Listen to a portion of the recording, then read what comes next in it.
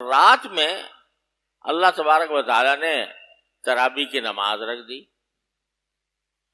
تراویح کی نماز رکھ دی اس طرح کے 20 رکعتیں ہر رات ہر مسلمان کے لیے سنت قرار دی. 20 رکعتیں. اور 20 رکعتوں کے معنی کیا ہیں؟ 40 سجدے.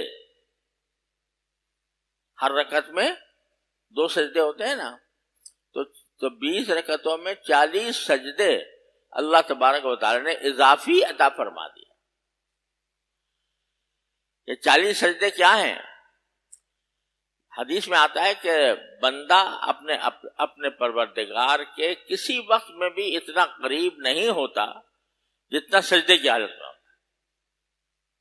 بلکہ یہ بھی تاکید فرمائی ایک حدیث میں رسول کریم صلی اللہ علیہ وسلم نے کہ بندہ اپنے پروردگار سے کسی بھی حالت میں اتنا قریب نہیں ہوتا جتنا سجدے کی حالت میں ہوتا ہے.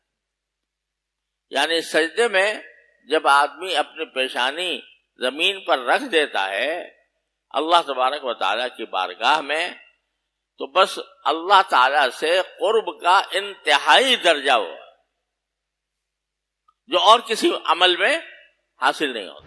جہاں تک حرم شریف کا تعلق ہے اس میں انہوں نے تخفیف کی ہے اور یہ اپنے مسلک کے مطابق کی ہوگی, تو میں نے اس کے بارے میں کچھ توجہ بھی دلائی تھی وہاں کے امام صاحب کو, لیکن ان کا مسلک یہ ہے کہ 10 بھی ہو سکتی ہیں, تو اس لیے انہوں نے اس کو اختیار کیا ہے.